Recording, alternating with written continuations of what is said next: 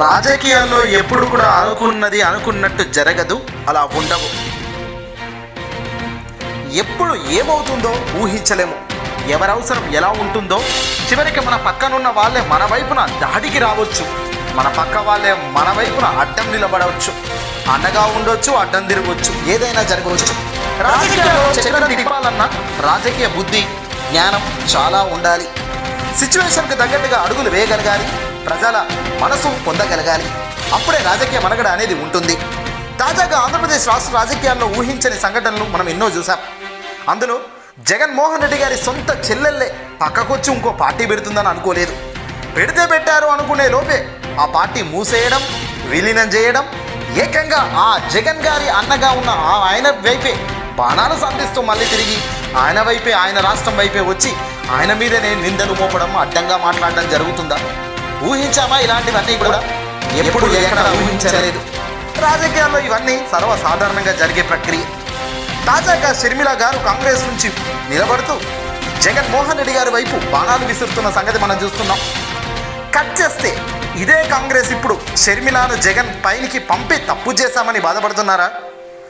Yes, కరెక్ట్గా నెలలు కాలేదండి, అసలు సిసలైన ఆట జగన్ దెబ్బ మరోసారి రుచి చూసినట్టు అర్థమైందట కాంగ్రెస్ పెద్దలకు.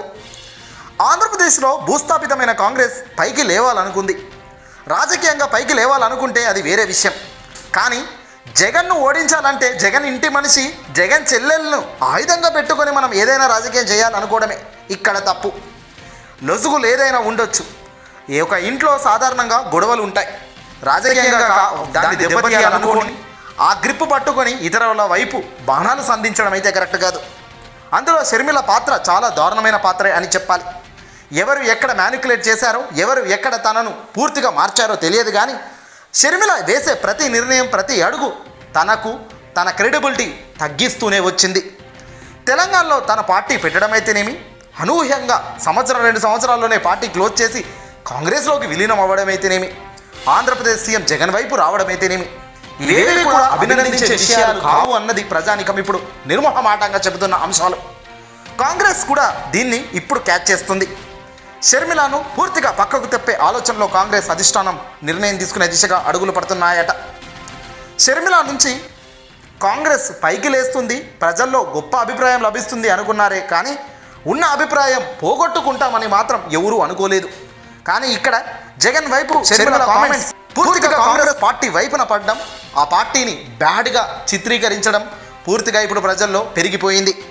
కాంగ్రెస్ను మర్చిన వాళ్ళు సైతం తిరిగి తిట్టే పరిస్థితి ఉంది తప్ప మెచ్చుకునే పరిస్థితి లేదు. దానివైపు నిలబెడదాం అనే ఆలోచన కూడా రావడం లేదు.